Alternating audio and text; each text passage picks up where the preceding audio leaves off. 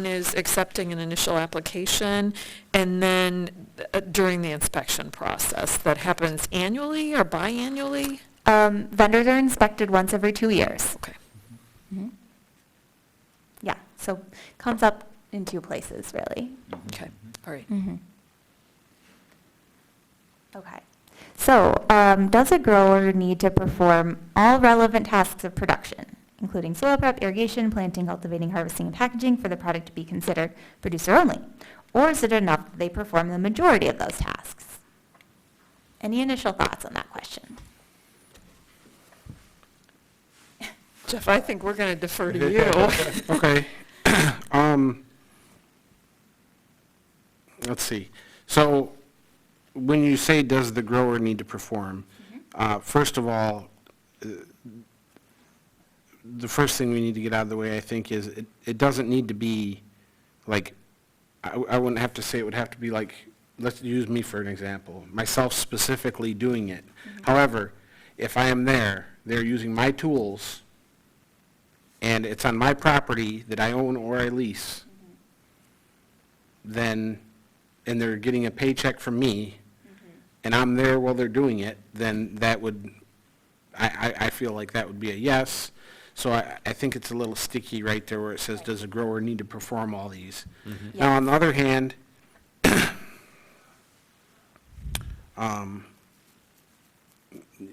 it could get out of control there awful quick.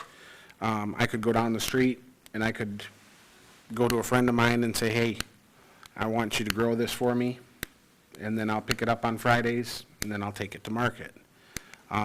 That wouldn't be okay. So it's kind of, the question's kind of a loaded question. It's not really asking like specific details as far as, I mean, I wouldn't be able to word it any better myself, so. Well, no.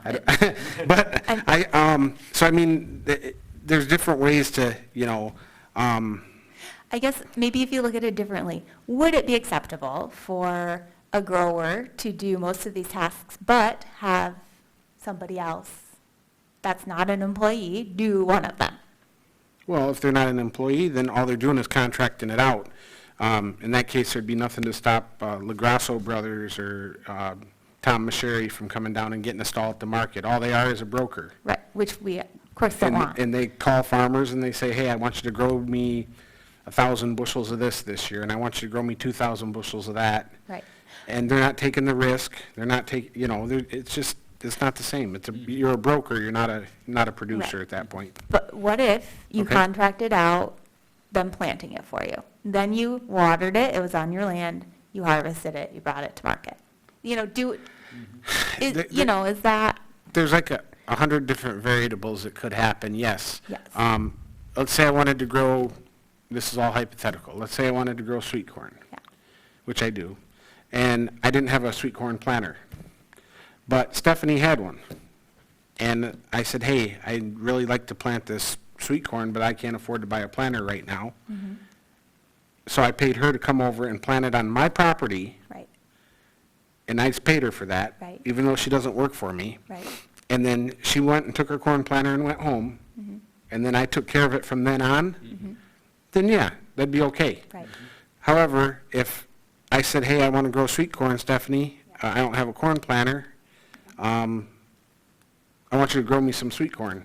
And she planted it in her field, and she took care of it, and she picked it, and then I got it from her, then I wouldn't be growing it. right, So it's kind of it's going to be hard to put into words right. where the rules are exactly. Yeah. One comment I did get was that, like you said, kind of coming back to the land.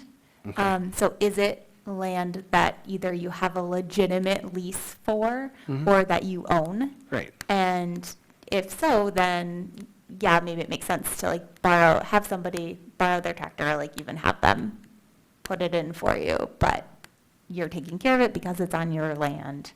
Right. That's not might be even, one way. that wouldn't even be an issue, I wouldn't think. Right, that might be one way to see. So like one thing, we can do as a market is making sure the leases that we have on file are for every property that's being used and are legitimate, And I'll be the first one to admit, it's hard to do sometimes. because occasionally you'll run into people that, and I'm sure it happens to all farmers, somebody might have 10 acres, and you say, hey, why don't you rent that to me? I'd like to farm your land. And a lot of times it's old people or people who just don't even want to mess with it. And they say, well, I'll make you a deal. You plow my snow and you can go ahead and use it. And then you ask them for a lease and they say, I ain't got time for that. So now my hands are tied, and this is all hypothetical Yeah, again. no, that's good. Now my hands are tied. I'm like, well, I don't have a lease for this property. However, I can prove, so I mean, I wouldn't even, the lease is even, meanwhile, I could partner up with Stephanie and we could make up a bogus lease Right. and the lease would pacify the market rules at that point, but it wouldn't mean anything. It wouldn't mean we're doing the right thing. So the lease end of it, it makes sense what you're saying, and yeah, it's important to have all the leases down, Yeah. but that even gets a little complicated one way or another sometimes. Yeah. So I just want everyone to keep that in mind as well. But at the same time, the property that I'm farming, hypothetically again, that I don't have a lease for, I can take the market inspector over there and show them, hey, Yeah. this is our stuff. That's my tractor right there. That's my truck over there. Those are my guys that work for me out there pulling weeds, you know. Right. So, you know, equipment would have a big part of it, I think. Okay. Like I said, if you want to borrow one piece of equipment to do one task, that wouldn't be a big deal. But if I'm using, you know, all somebody else's tools to do the job, then it starts to get a little out there. Yeah, although I could see a situation where you're new, you don't have any tools, and you are I borrow tractors all Right. the time to get my stuff done. But you at the know. same time, you're the one doing the work too, probably, most of the time. Or my part, yeah. Yeah. One of us is, me or him. So, you know, I mean, it's any variable, it could be any of 100 different variables, like I said, you know, but at the same time, it almost has to, it's going to be hard to put into words. Right, it is. So, you know, so how do we, as the market, say, like, this is when, yes, obviously you are producing your own stuff, and no, you know, it looks like someone else is doing it for you. I think that's the trouble we're running into. It's because it's such a gray area. One of the reasons I suggested, you know, is it okay for them to be doing a majority of the tasks? Like maybe, you know, these are the tasks that go into growing something. If they meet over 50% of these things, then that's acceptable to us. Like doing it as some sort of, because everyone's going to have a different situation. Like some people are going to need to borrow equipment. Some people are going to need to borrow land. Some people, you know, are going to need maybe help with watering. I don't know. But, I don't know, and again, I'm not big on asking people a million personal questions. yeah, If you're borrowing somebody's land and their tractor, and that person's doing the work, you're borrowing them too. It'd be hard to prove if that person worked for you or not, but just the fact that it's over at somebody, you know, yeah. it'd be kind of a gray area. So- I don't know. Yeah, so it seems like it kind of comes down to the lease and the equipment. It seems like maybe those are big factors Yeah. in it. Or And- can they be added in with the work also as some of the variables that you consider? Because I think when I think of producers, I also think of all that work that went into producing something too. Yeah? Sorry, Jeff, I interrupted you. No, I was just going to say, I could see where somebody could lease some property from somebody and send their guys over to do the work, and that would be legitimate. Right, But if, it's a tough one. it is. Because maybe a different way to do it too is just to at least first kind of get a checklist. And it goes through, there's a really clear case, yeah, you produced everything, there's no question. Right. Then it goes to kind of a more gray area, or if nothing gets checked, then it's obviously not working. But at least that has a systematic way of doing it. The challenge too is with the majority is a question too, for majority by what basis? Right. Is it just a majority of the questions? If we have 5 questions, then if 3 out of 5? Or is it that if you spent most of your time doing it, or if you, if you spent most of the money doing it, or if you spent most of the equipment doing it? What does Yeah. that mean? Yeah. So it's going to be a gray thing. So at least it might have kind of green light, yellow light, red light.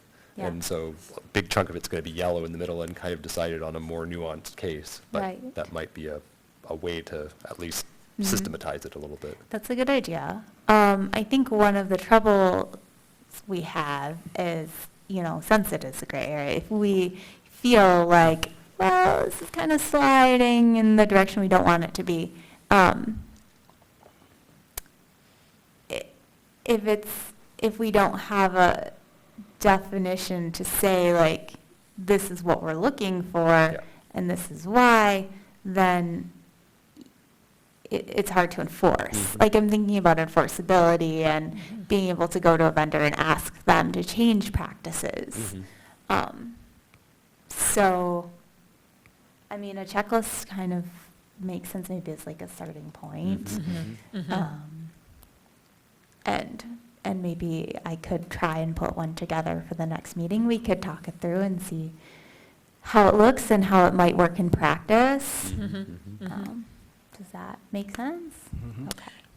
I think maybe defining what you definitely don't want Oh, as a that's a producer, good and, idea. and so there's that clear line of this is what we don't want, and then recognizing that there's gradations of the definition of producer. Okay. So it creates the bottom, Mhm. Yeah. and then you build up from there. That's a really good idea. Yeah. If we don't know what we want, hopefully we know what we don't want. Right. Yeah. Right. Or we recognize the complexities of what we want, Right. Yeah. but we definitely know what we don't want. Yes, yes. Okay, I like that suggestion a lot. I can try and do that too.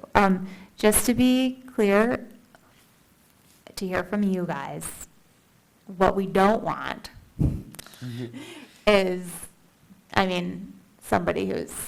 of course, somebody who is having someone else do all the work and then going in and just getting it from them and selling it at the market. Yeah. So basically, all of these tasks that are listed here, and they're not doing any of them. Yeah, that's right. Right, yeah. Okay, the second question, I was trying to, this first one was about growers. I think that maybe this next, the different categories we've already talked about Mhm. maybe gets at this question a little better. So if you look at the next page in the agenda, these are, at the top is how we define it in the rules.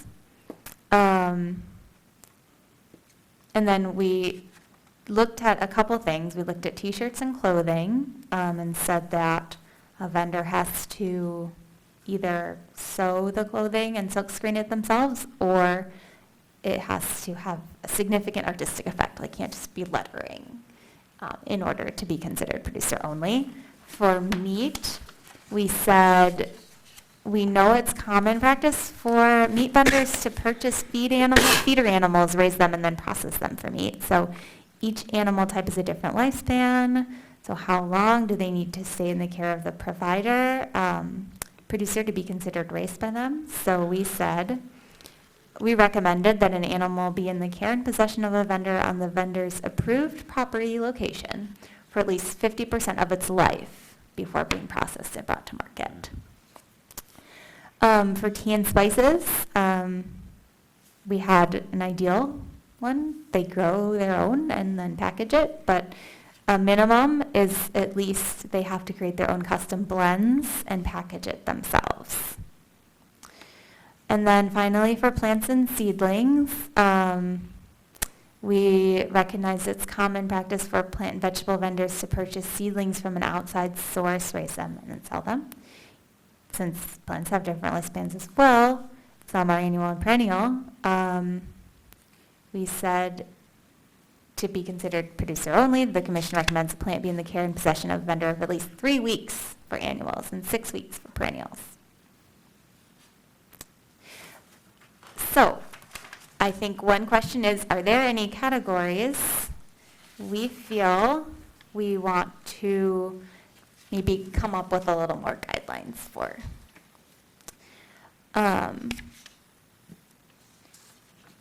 Listed here, honey, baked goods, maple syrup, dairy, artisans, meat, and prepared food. The other category I was thinking of was the chocolates, the sort of sweets, too. Mm-hmm. But that could follow the similarities for coffee. Mhm. Okay, right, which, yeah, chocolate. We do have some honey vendors here today who are going to be making comments. So, I think one of the looking at when you're raising bees and hives and producing honey, there are several steps in that process. So you're tending the hives, you're checking them. I'm not a beekeeper, so I don't know everything. You're harvesting the honey, you're extracting it, then, managing it for the winter. So I think that some of the ambiguity might be there. We might want to come up with some, I guess I'd like to take some time and go back and survey vendors on that one before coming up with a recommendation. But does the commission have any thoughts initially? And in some ways, I kind of like how at least the structure of the tea and spices in some ways with these things too, where there's a best practice and a minimum practice to clarify that. And I see that each of these things are just like the previous discussion too with honey, like if you have to own all the land on which all they come from, or are you moving the bees around, and that seems fine if you don't own the land that it's on. But if you're the one that's managing the bees, that seems like that's an important task. So yeah, it does seem like there's a lot of specific, kind of industry-specific stuff that would, case by case. Yeah. So I think, go ahead. No, go ahead. Oh, I was going to say, since none of us are beekeepers, maybe, like we have done for the other products, getting a list of the major tasks associated with this would be a good start. Yep. My grandpa always had bees for the orchard, and we didn't have any for probably the past, 5 or 6 years, just because we had a lot going on, and he was getting older and whatnot. And we actually got some this year, so I'm a little familiar with it. Okay. I would have to say, if they're managing the bees, there's certain things, not only taking care of them, but you'd ask questions like if there was if you had I don't know the proper terms, excuse me, but if you had a hive split and they swarmed, I'd have to say that they'd have to be the ones who go out and actually do that. And the reason I mention that is we actually had that happen yesterday. We've had it happen 2 or 3 times so far this year, because we're just kind of learning it.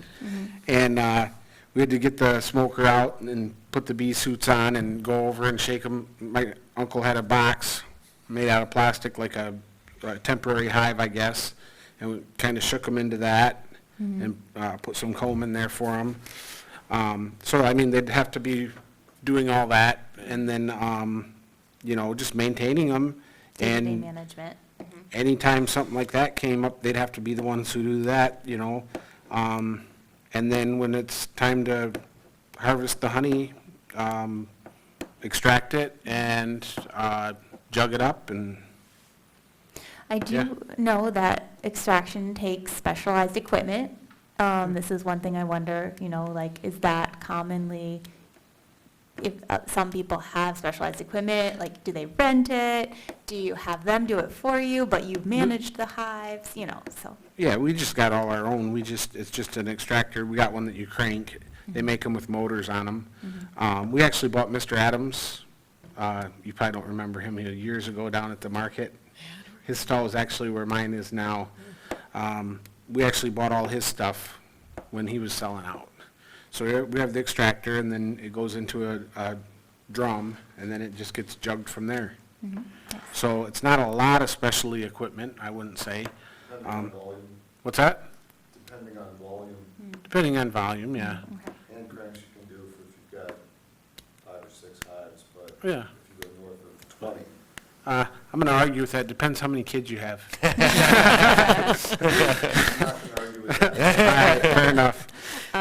So I think you're right, thinking about the tasks, and then thinking about where, if you could identify the areas where there's ambiguity, or where there's some discussion going on.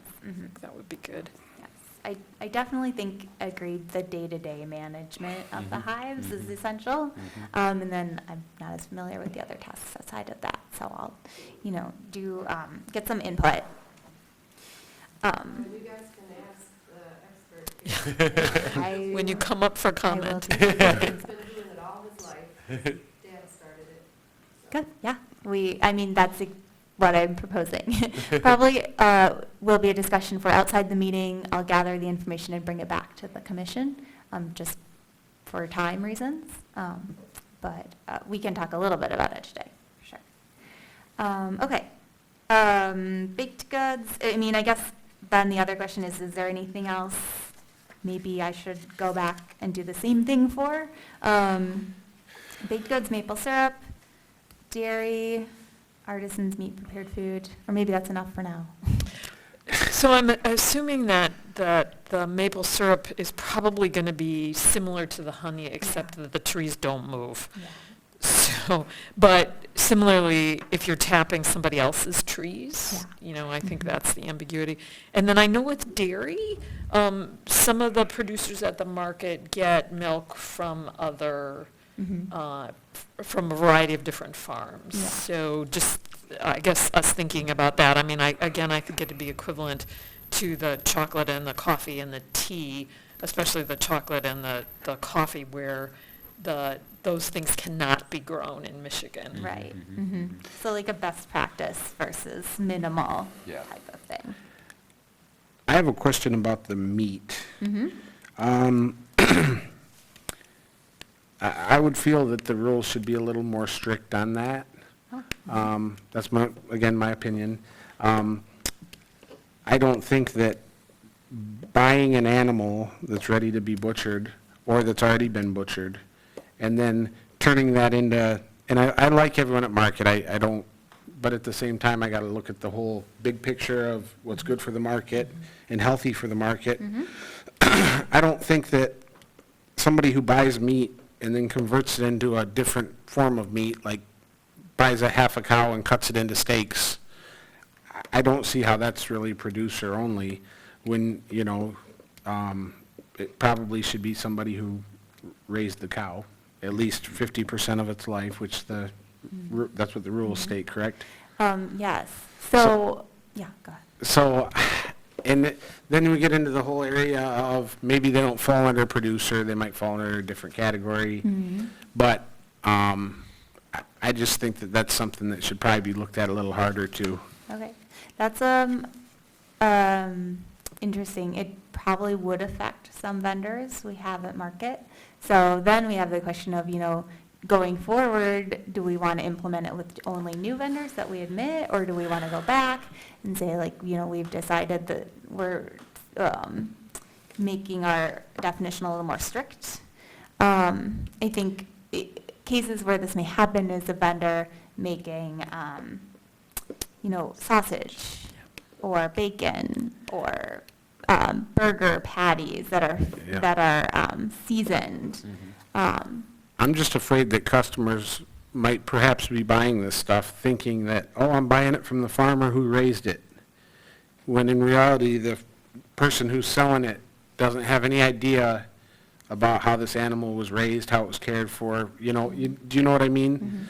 Whereas you sell meat, Stephanie, not at the Ann Arbor market, but you sell meat, so you're probably used to a lot of the questions, like, did you give antibiotics, or what did you give this animal? Well, that person isn't going to be able to answer that question appropriately, Right. and maybe not even give an honest answer. Right. Whereas when you're the one who raised that animal, you know, and you're not going to lie about it because that's, you know, if you're proved wrong, then you flat lied about it, and you're going to get in trouble, I would imagine, you know? I think for the other prepared meats, the thinking behind that was, well, so for example, we have a vendor selling turkey patties. We don't have anyone else doing that, so there's no, there's nobody else bringing that to market, so she's not really like blocking that out. It's, as a turkey producer myself, it's hard to find. It's the next step, right? So I would have to take my turkeys to the butcher, I'd have to find a butcher that would grind the meat, or I would have to rent a commercial kitchen, take them there, grind the meat myself, flavor it myself, put it in patties and freeze it. And so I guess also the thinking was that piece of it, so grinding the meat, putting in herbs and flavoring it, putting it into patties is close to maybe comparable to baking or more prepared foods like we have vendors who put together sandwiches. You know, they're not growing their own meat for raising their own meat for the sandwiches, but they're making the meal. So it was more like, are they making the meal? If you're selling a sausage, is that more of like a meal? So that's just the other side of it. Not that we don't have to make that more strict, because I think there's an argument there as well. But again, a gray area. Could you require people to, I don't want to make it too much work, but I'm thinking of the question that Jeff asked, and I actually regularly ask bakers at the market where they're getting their flour from, because I'm just curious about that. And everyone I've asked has been able to tell me, so it might be interesting to think about, for those value-added products, to think about making sure that they can talk to the customers about where they're getting the main ingredients for their products. I mean, I love to talk to the Mendoza chocolate people because I love to hear the story behind their chocolates. Okay. So just from the consumer end of things, for interested consumers, Yeah. making sure that those value-added folks can really talk about also where they're sourcing. Not for everything, but you know, for something that's important. Okay. Just a suggestion. Yeah. That is a good question. I'm trying to think about how best to move forward on that question, the meat. Maybe I can just put together a list of the arguments on both sides to help us kind of really visualize it. That could be too. Another thing that could work too is if, let's say for the meat one, if it's a meat like prepared product of some sort, that it could be something of a request or a requirement to label. And so that there actually is a labeling that must be presented where the meat actually came from. And at the stall, just like a price that needs to be shown. If you didn't produce it, then you have to at least denote where it came from. So that then, I think people should ask, but if they don't, then that does say, just makes, to at least avoid the confusion of, oh, did you raise this turkey? Right. No, I didn't raise this turkey. This is from this other farm or somewhere else, but Right. that's, oh, okay, it's clear. Yeah. So that could be a way to do it without being punitive. Right. But with at least being transparent. You know, Harvest Kitchen used to list where they were getting many of their things from. Yep. And they did it on each meal, which was a lot of work. But on the website, there used to be, here's all the different farms where we're getting things from. And I appreciated that as a consumer because it's one of the ways that I started exploring getting vegetables from a variety of different farms. So it was an educational process for me, Yep. too. Me too, actually, that same Cool. source, so. That's a good suggestion, too. Okay. So, and like I said, it wouldn't have to be labeling everything, but, like Fresh Forage does, where they say we commonly get our eggs from this area and, this produce from this farm. Okay. Good. Question 3, what is the difference between an employee performing tasks versus the work being contracted outside of the business? So, like, for example, if you are, the owner is not doing all the tasks themselves, obviously. They are paying someone to do the task for them. When is that payment to an employee versus, okay, now they're actually contracting it out there, having someone else do it, Jeff? So when I owned a landscape construction company, the insurance company asked a lot of questions. I'd go through an audit probably every 3 months, and they wanted to know if we had subcontractors. And it's kind of the same principle here. If someone comes to work for you, you're paying them, you're compensating them, they are your employee. As soon as that person comes to work and they use their tools, their like, for instance, their truck and their trailer and their tools, they bring their own tools, now they're a subcontractor. So I would have to say it kind of makes sense to kind of stick with that outline. If you're paying someone to work for you and you're providing them with tractor and whatever they're doing, or the hose and the rakes, or the you're providing the irrigation pump, cultivators, that's all your tools, and you're giving them to use while they're working for you, then they're an employee. If they show up and they brought their own tractor and cultivator and they're using their irrigation pump, Yeah. then you're subbing it out. In other words, you're contracting them to grow it. That makes a lot of sense. But going back to this example that we had earlier, about I don't have a tractor, so Right. I ask my neighbor to come over and do it. How does that fit in there? I guess is the question. Well, again, I would say if you ask your neighbor to come over and he came over and he brought his tractor, and then he planted it, worked the ground, then he planted it with his tractor, and then he brought his irrigation pump over and he watered it, and he cultivated it. Yeah. And, Yeah. now tell me what you're doing, you know? Right. It Yeah. gets to that point. Yeah, maybe So- this is like one of the items on the Right, maybe like 3 checklist. strikes and you're out or something. Right, yeah, Yeah. that makes So- sense. So Okay. it's that majority of work again. Mhm, Yep. mhm, So- That's what it gets back to.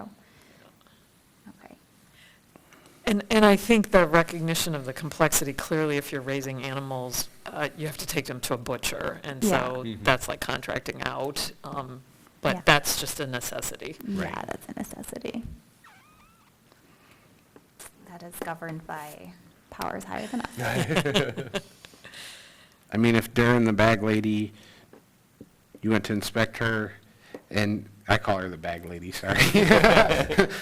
Remember, we are being recorded. That's all right. She'd laugh. She knows it, I think. If you went to inspect her and she couldn't produce a sewing machine or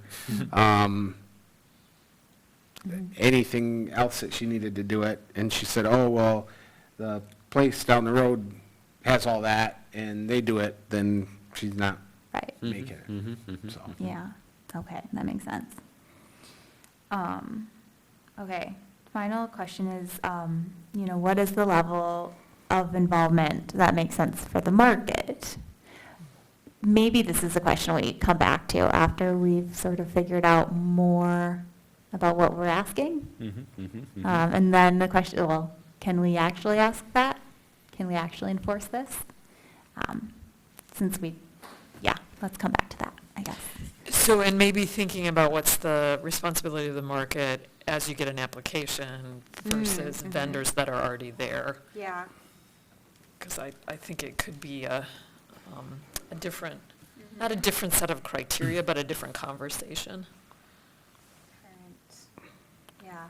But also as like a shopper too, part of what I rely on for the market too is to be somewhat of a gatekeeper of making sure that there is some sense of this is these are actually things that these people have produced, at least in some way. And so again, for the checklist kind of thing, that if they're totally just outsourced everything, then that I kind of assume that that's not there as just, if I walk into a new vendor, I'll assume that's not true just because the infrastructure of the market has filtered those groups out. Mm-hmm. Yeah, So, yeah. Okay. I would have to say, I just want everyone to keep this in mind. Personally, again, this is my own opinion, I would like to see more farmers and people who are actually producing the stuff, doing more of the work. Like I said, I have nothing against the meat people that are down there, but I would like to see maybe a farmer that has cows down there selling meat, you know, that type of thing. I think it would be better for the future of the market. I think if we get too much of this other stuff, it turns into more of a festival than a farmer's market.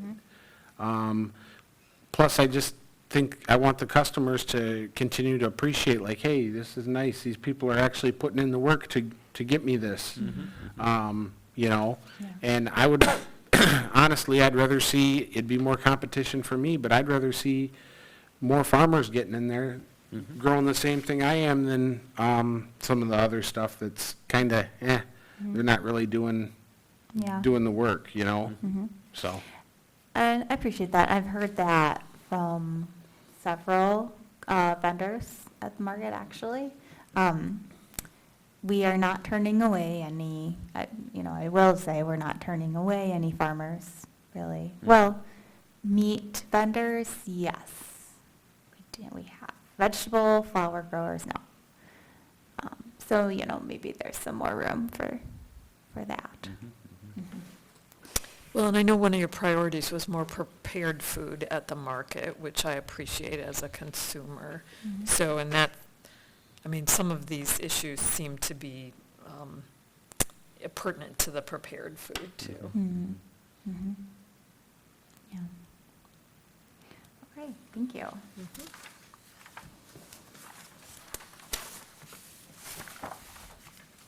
all right, so that's it for regular business? I did add Oh, the the one priorities. item. Yes. The priorities were there. So, I do want to just set some things that this commission would like to maybe address this year.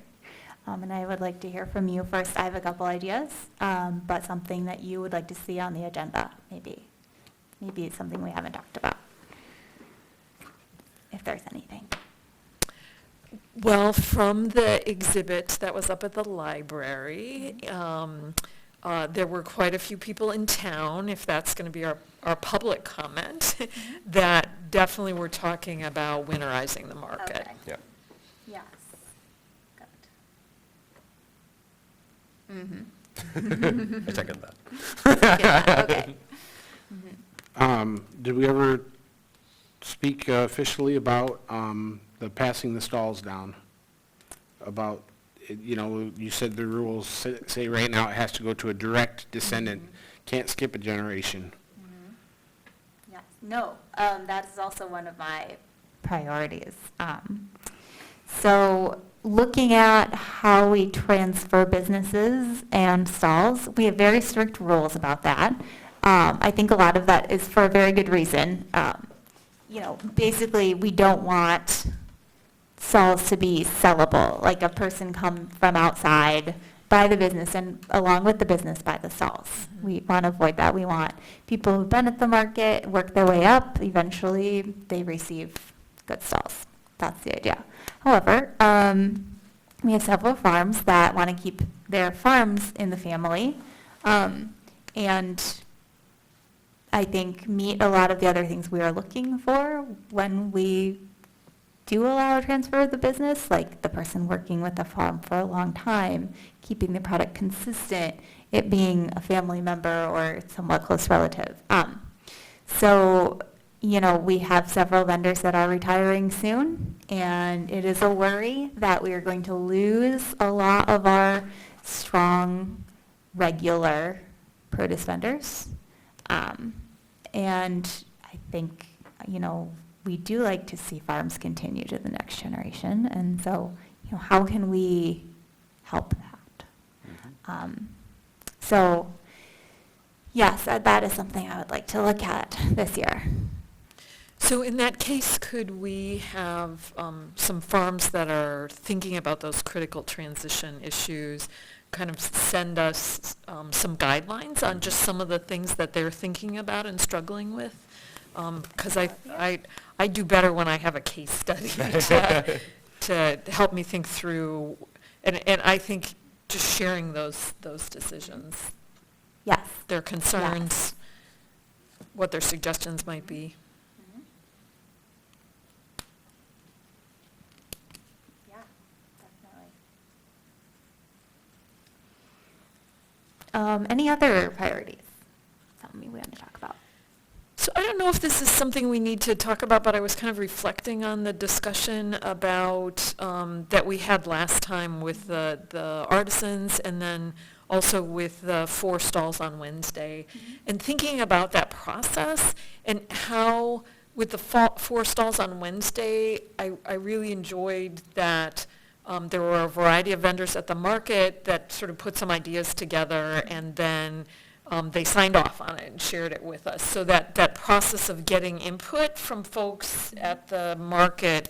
And I was also thinking about Jeff's comment about not wanting, one person coming in to complain to you and say, I'm not happy about this, and maybe encouraging folks at the market to say, if you're concerned about something, why don't you talk about it and write something together and bring it to Stephanie, and then she can bring it to PMAC. So it's sort of like the conversation happens and you don't always have to facilitate it. And that might have pros and cons, but encouraging folks, and that may not be any sort of formal procedure, but just to Yeah. sort of say, here's the process if Yeah. something comes up. Yeah, I like that. The only other thing too that I throughout the years there's been issues with, or not issues, but it's brought up a number of times that just the process of the morning stall assignment seems like a very archaic way it's done, and that it seems ripe for maybe, I don't know, making it work better, and that I don't know enough. It happens far too early for me, but everything I've heard, it just seems like it's something that was designed 50 years ago and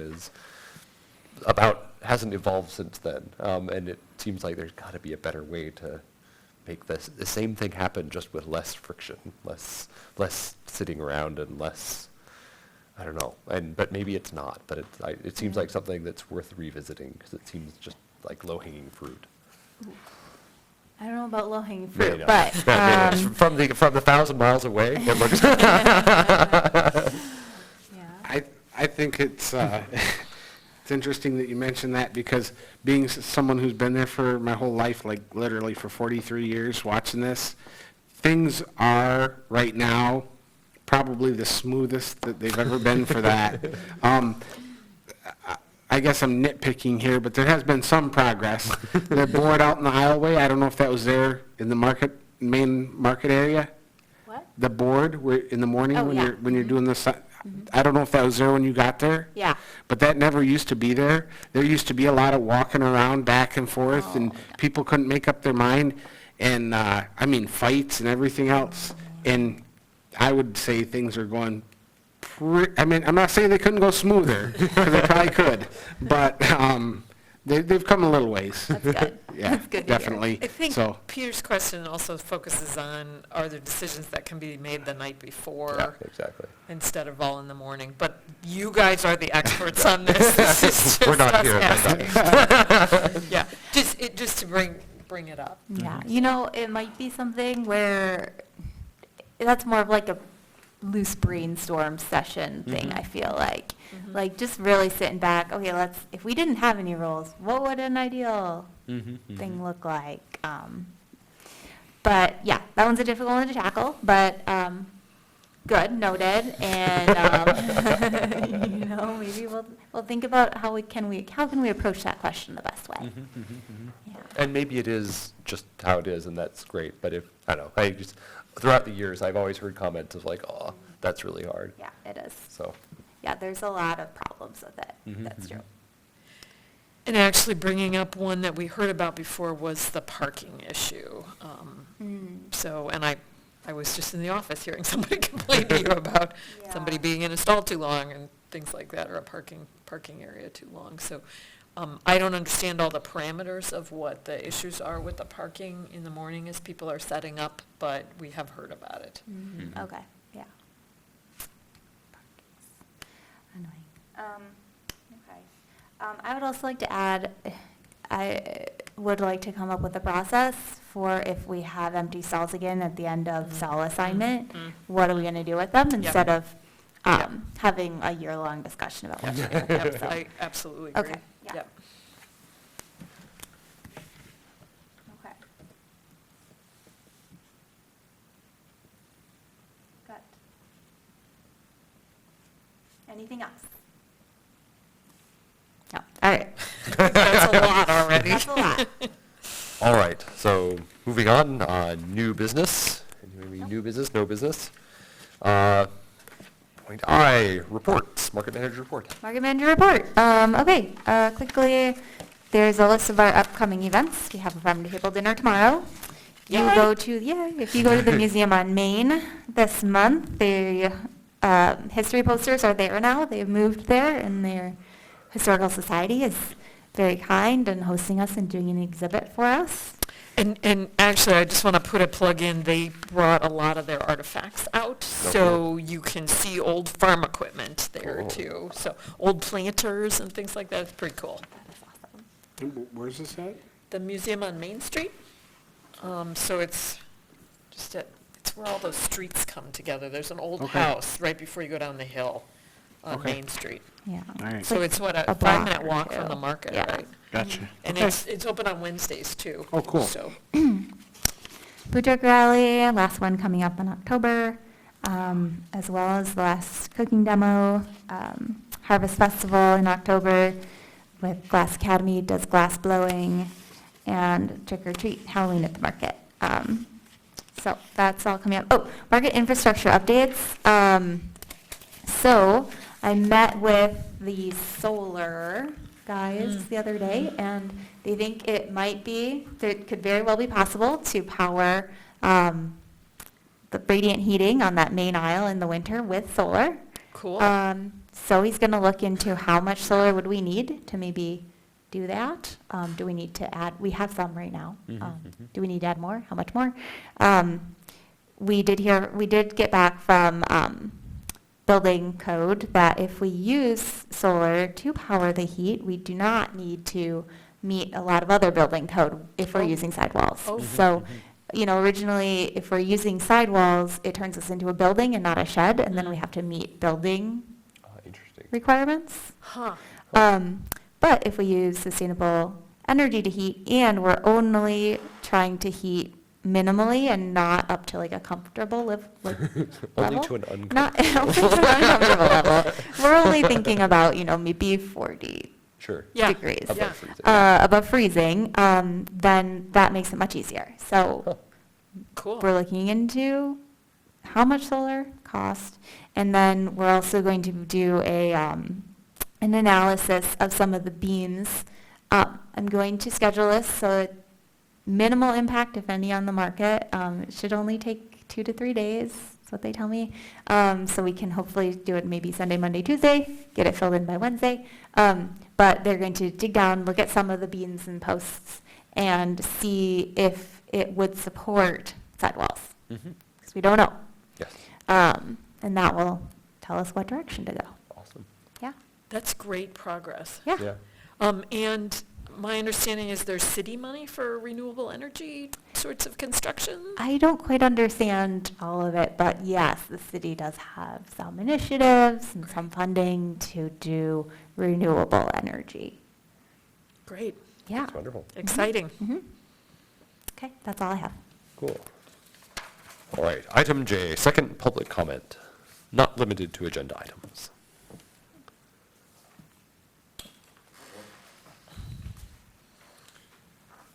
You could state your name, too. Jay Germo. It'll be a little fractionalized. I did make a list of all the activities that I go through in keeping bees from April through October. And just a little bit, some of us don't have kids. Once you cross a certain level of production, the extraction part, while important, depending on how many hives and boxes you're running, the turnaround time compared to all the other work is pretty minimal. My family at their peak ran around 350 or 370 hives. That probably took 3 days. And I would have to say that the bulk of the work is really concentrated on site selection, mapping your hives out, checking for wax moths, checking for foul brood.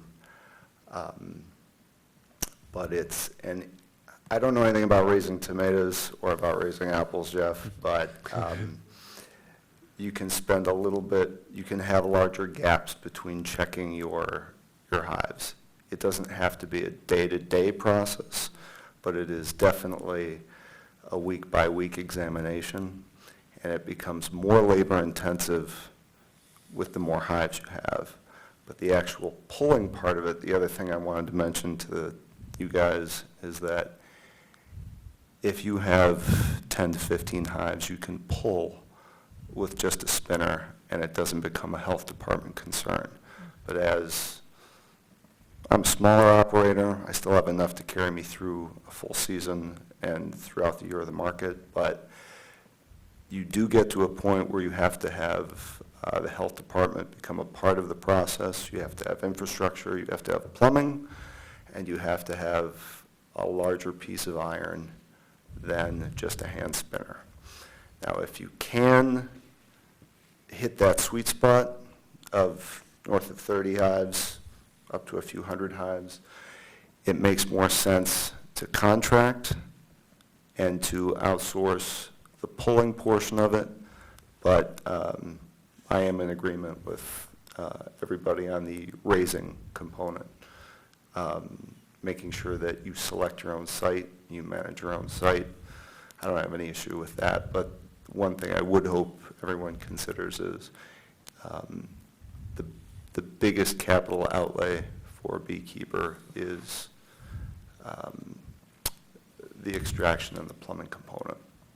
And if you're big enough, you don't care, and you can put the building up. If you're not, you have to devise some kind of creative solution for it.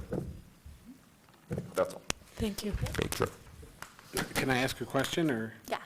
So, when you put your hives out, I'm just curious, and I'm Yep. not asking this for any other reason than I'm just curious. So when you set your hives out, do you set them out, or do you have someone set them out for you? No, I set them You set out. them, and then when you pull them out, and you take them somewhere to get extracted? Is that what you're getting at, or? That's what I do currently, but Okay. up to maybe 2 years ago, that was all our labor. So you're actually picking the hives up and taking them somewhere? You're not making a phone call and saying, hey, go pick up these hives, they're over there? Correct. Okay. That was just a question. Yeah. I have equipment for that. Same. Other commentary?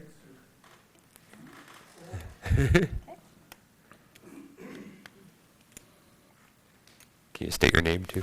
I'm Kathy Buell. This is my husband, Greg Buell. Yes, I'm happy to hear that you're going to be doing some more inspecting, like especially with this process of keeping bees and extracting the honey and that. It's a whole different ballgame than growing plants. I know, I've done both. I used to have a greenhouse business. But, so we'll see how that goes. My concern is about like transferring the seniority. I don't know how the best way to say this. But like with certain people who sell honey at the market, what was on the application when they started, who owned the name. Now that person has died 3 years ago. Where did the name go? Apparently applications are gone, mine included. Not really showing the proof here of who owned the business in the first place. So that's one of my main points. And then it became pretty personal to me for somebody to be able to change the name of their business and not have to start over with seniority. When Sarah was the manager, she gave me 2 options that I could stay 2 more years with Josh Arnott, who had the right to the stall at his father's death, Thomas Arnott. He only stuck around for a year. I was on the application. I did all the work. I paid for the stall. I was there selling the honey every week. But Sarah said if I stayed with Josh for 2 more years, that I could have the name transferred over to me. Now, I don't know if you guys know the whole story, but I was with Tom for 9 years, working with him with this business, physically out there in bee yards and standing in a little honey house extracting honey. I've been in this for 17 years now. Tom's been gone for, I think, going on, well, it's about 7.5 years. Since then, I've been working with my now husband. So Sarah gave me the 2 choices, either stay with Josh for the 2 years and be on the application for those 2 more years, and then have it transferred to my name, which would still be Kahata Honey Works. I asked her, well, I wanted to change to our other business name, which I've had, our internet name, which made more sense than trying to spell Kahata online, or even remember it. I thought up the name Mind Your Beeswax, and I had that with Tom for most of the whole time I was with him. So I wanted to transfer it to that name because I am very much on the internet and selling in that way and it, having a catchier name. She said no, if I changed the name, I had to start over with seniority. So I had 2 choices. Either stay with Josh 2 more years, keep at Kahata Honey Works, or change my name and start over. That was my 2 choices. So now I see there would have been other choices, but Sarah didn't give it to me. And I've tried to explain this to Stephanie. I don't know if you totally understand what I'm trying to say here, but this email you sent me says domestic partner for 9 years. I am on his trust. I took care of his estate. 2 years it took me after he passed away. Solely by myself, took care of his estate. No help from his children. I don't know how much I have to prove of being a domestic partner. But just having, those 2 options and not being able to change the name of the business. Back then, I think it was wrong. I've always felt it's wrong. Many of the other vendors felt it's wrong. And now to see somebody else who's had the same thing happen, where his cousin died here 3 years ago, I have copies for everybody if you want them. So I don't know, here's Super B. I don't know how this all works of being able to take over this name and then change it where I wasn't being able to. In my opinion, a lot of us, Sarah was not a very nice person. She had people she liked and people she didn't, and that's the way it goes, but now this just brings it right back up into my face. So I'm just saying that I would like an opportunity here to get my seniority back. And if there's any more proof or anything you need of the work and the heartache that I went through with this business, I would be glad to give it to you. Thank you. Thank you. Can I take a second to address you guys? So, yes, my heart goes out to Kathy. It sounds like that was a really difficult transition in time. And I think it's always difficult, too, to be frustrated with the situation and not be able to resolve it. And I think for this commission, so defining, I always encourage vendors to come if they have concerns with the market. This is a place they can come address, hopefully get them addressed.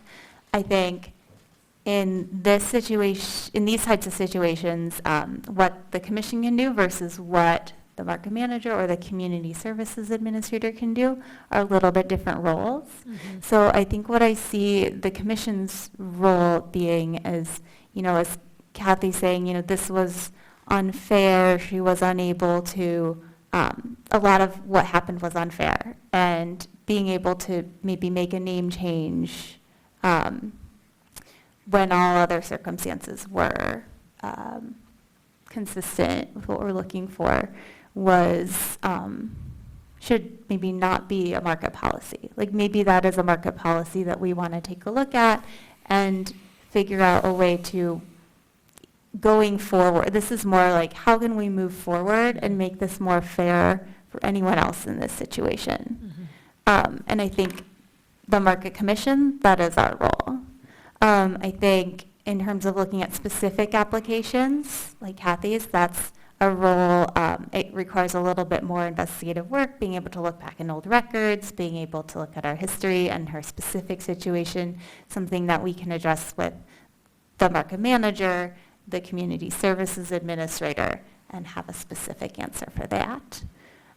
So I think when we are looking at our seniority transfers, like we did say we wanted to make a priority, that should, changing the elements that you need in place in order to be able to hand on your business and what those are, we need to take a look at, are they fair? What are some of the things that may change if someone is taking over, like a name? And should that, do we need to require that to stay the same, or do we need to make, okay, this is flexible if these other things are in place? Does that make sense? Mhm. Okay. Absolutely. Can I ask a question real quick? I just want to make sure I understand everything that's going on. So basically what you're saying is you don't have a problem, the only reason you have a problem with what Jay did is because you were treated unfairly in the past, correct? No, there's two problems. And actually, should we Okay. talk to the mic? Yeah, can you Oh, come yeah. to the mic? I'm just want to make sure I'm 100% Yeah. understanding Yeah. what's, Yeah, there's really, I tried to make it show that there's two problems. First of all, just, who owned the name Super Bee? And, that enables him to even, continue with the business when his uncle suddenly died of a massive heart attack. That's a big question. That's Well- a problem that there's lots of the vendors that want to know really what's going on, like where the honey is coming from. And, yeah, that's one problem, and then it became another problem with the name change thing. Okay, well, I just wanted to say, again, on my end, how I feel about all this is that's the reason I brought up the whole changing of seniority is there's been, you know, I've had my fair share of, you know, I was 21 when my dad died. So, I mean, stuff happens, I get it, and that kind of thing needs to be protected over. And then the other thing I wanted to say is, being down at the market my whole life, literally my whole life, more has happened with Stephanie here, more good things have happened for the market with Stephanie than have happened probably since Maxine. So, Thank you. and Jessica was very good too. I like Jessica. I'll agree. But especially with the- Stephanie the has made more artisans. happen, so now is the time to look at these issues and do something about them. Well, Stephanie's here. Well, thanks, That's all Jeff. I'm gonna say. That's all I wanted to say. So, Yeah, but yeah, I'm saying, yeah, the number one problem was the Super Bee name. Okay. And- That is something that is handled by the inspector and the market manager, and Jeff has complied with everything we have asked for, including inspections. I will say, we've found nothing, oh, I'm sorry. Jay, thank you. In all of the whole process, we have not found anything out of what, everything has been compliant. That's a different point. The point is the name. If his uncle, who took care of the bees, has passed away without transferring, Everything has been compliant, including the name. but you told me that there was no records of any of the applications. Jay has always been listed as owner on the application under Super B. You know that for a fact, even though the applications are all gone. All of the applications that we have on file, yes. Yeah. Yeah. They're all gone, including mine. So, Well, we can, there's a lot of similarities here and, you know, how certain people are treated too. So we might actually take this offline too, because it seems like we're just trying to do the second round of comment for this. Usually it shouldn't be we're oh, yeah. Yeah. pushing it for a 30 dialogue. 30 minutes, yeah. But I I'm also just want to saying get there to the was other two- comment too. I was trying to, you know, refer to two different problems here. Was that, and then the name change thing came up. It was like, okay.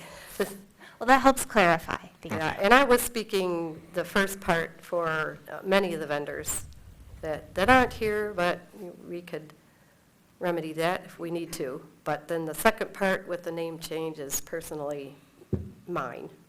Okay, thank you.